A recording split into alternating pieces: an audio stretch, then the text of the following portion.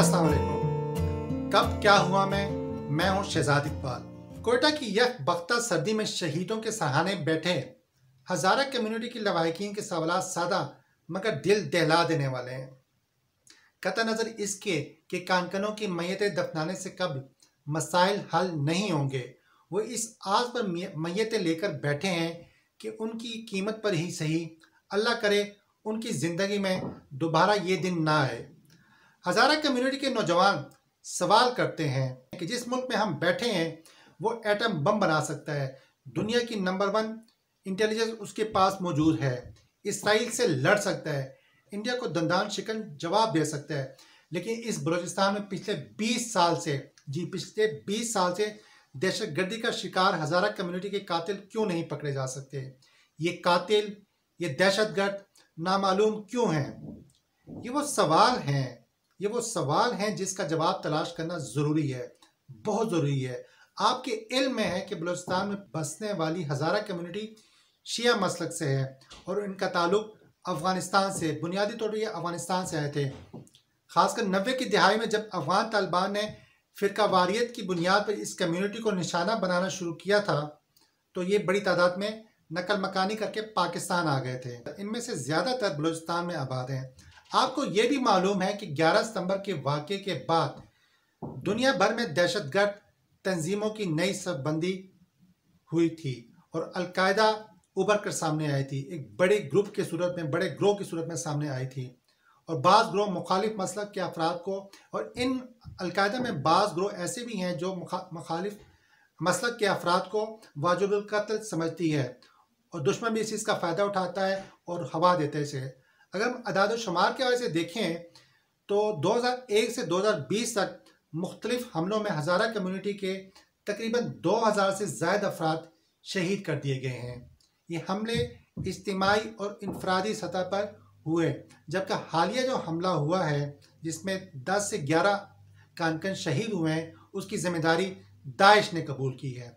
गुज़श्ता कुछ अरसे से पाकिस्तान की सिक्योरिटी एजेंसियाँ और वफाकी वज़रा भारत की तरफ से पाकिस्तान में फ़िरका वाराना दहशतगर्दी की मुसलसल इतलात दे रहे थे, तनबीह कर रहे थे और इसकी रोकथाम की कोशिशें भी जारी थी।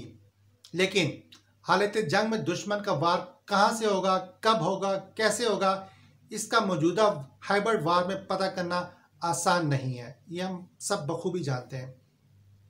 दूसरी जानिब बलूचिस्तान और ख़ासकर कोयटा की सर्दी इन दिनों इंतहा पर है।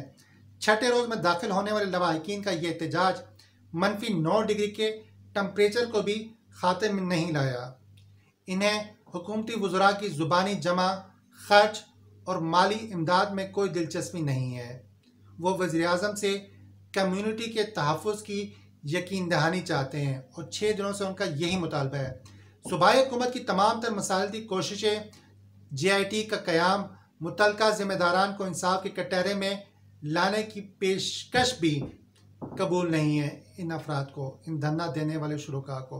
वज़ीर-ए-आज़म ने आज अपनी एक तकरीर में हजारा कम्युनिटी की तकलीफ़ और मुश्किलात के मुकम्मल इदराक और एहसास होने का इजहार किया और उन्हें यकीन दिलाया कि तदफीन के फ़ौरन बाद वो कोयटा आएंगे, जबकि शेख रशीद जो वज़ीर दाखिला हैं उनके बकौल तदफीन के मौके पर वज़ीर-ए-आज़म कोयटा में होंगे।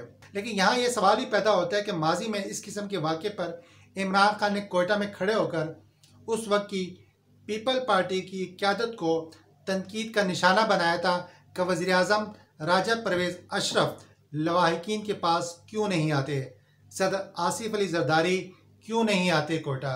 और तो और इमरान खान साहब ने गुज़श्ता साल होने वाले सानिया क्राइस्ट चर्च के शहीद नमाजियों के वरसा की फौरी दिलजोई करने पर न्यूजीलैंड की वज़ीर-ए-आज़म जसिंडा आर्डन की तारीफ़ भी की थी।